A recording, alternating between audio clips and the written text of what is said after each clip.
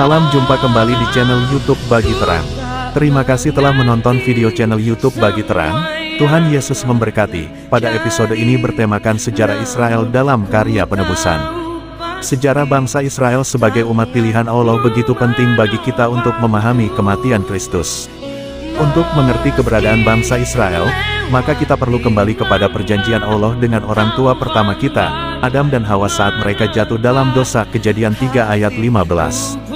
Allah berjanji akan mendatangkan Mesias dari keturunan Adam yang akan mengalahkan kuasa iblis dalam dosa dan kematian. Allah memanggil Abram untuk menjadi satu bangsa yang besar yang akan memberkati bangsa lain. Kejadian 12 ayat 1-3. Melalui cucunya yaitu Yakub, Allah mengubah namanya dan keturunannya menjadi Israel. Berkat yang besar dari bangsa Israel bagi dunia ini adalah kedatangan Sang Mesias dalam menunaikan karya keselamatan manusia.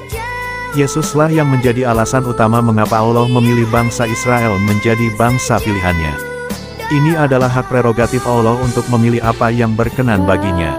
Firman Tuhan menjelaskan bahwa Israel adalah bangsa yang dipilih Tuhan untuk menjadi umat kesayangannya. Ulangan 7 ayat 6. Iblis tahu bahwa kuasanya akan dikalahkan Sang Mesias yang akan datang dari keturunan Abraham, Ishak, Yakub. Itulah sebabnya, selama ribuan tahun, iblis dan para kroninya terus berupaya untuk menghancurkan umat Israel. Berbagai suku bangsa menyerang Israel bahkan sampai menawan bangsa Israel di Asyur dan Babilonia. Sejarah bangsa Israel menunjukkan bahwa mereka lebih sering memberontak daripada taat kepada Tuhan. Allah tetap menjaga bangsa itu dengan mengangkat nabi, hakim, dan raja untuk memimpin Israel. Allah juga sering menghukum bangsa Israel karena kedegilan dan dosa mereka, namun Allah membebaskan mereka dan membawa mereka pulang kembali ke tanah perjanjian Yerusalem. Ini semua Allah lakukan demi menunaikan janji kedatangan Sang Mesias.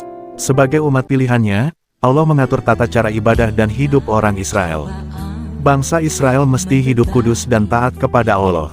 Mereka mesti mempersembahkan darah dan nyawa binatang yang terbaik sebagai pembayaran hukuman dosa yang mereka lakukan. Namun ibadah penyerahan hewan kurban ini tidak akan pernah dapat menghapuskan akar masalah perbudakan dosa dan kematian kekal. Ini adalah gambaran bahwa manusia membutuhkan darah yang kudus dan karya pembebasan dari Allah. Allah sendirilah yang menunaikan semua tuntutan dan janjinya melalui darahnya sendiri yaitu Kristus mati di kayu salib. Segala apa yang Allah tuntut dari umat Israel yaitu hidup kudus dan taat kepada Allah sudah dilaksanakan dan ditunjukkan Yesus selama hidup di dunia. Semua janji keselamatan Allah untuk manusia sudah diberikan melalui kematian Kristus di kayu salib. Rasul Paulus sendiri yang menyatakan ini 2 Korintus 1 ayat 20. Inilah perjanjian baru Allah dengan manusia yang percaya kepada Kristus. Bagi kita yang hidup dalam Yesus, kita juga adalah umat pilihan dan milik Allah yang juga bertugas untuk memberitakan berita baik keselamatan kepada dunia ini. 1 Petrus 2 ayat 9. Sampai jumpa kembali di episode Bagi Terang berikutnya. Selamat bekerja dan beraktivitas. Tuhan Yesus memberkati. Tetap semangat.